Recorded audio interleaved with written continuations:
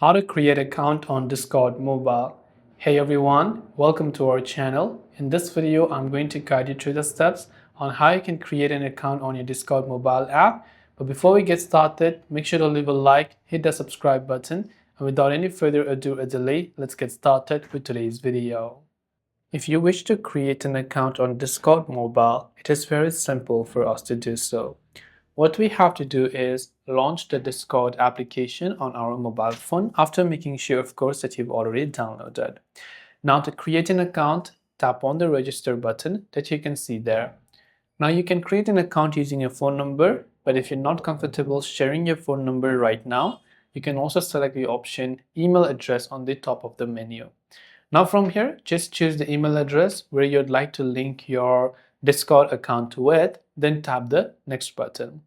It will ask us to choose a display name. If you want to enter that, that's perfectly fine. But if not, you can also tap the skip icon from the top right hand side. You can choose a username for yourself. Make sure to choose a unique username. Then after that, choose a password for yourself. Then tap on continue or the next button.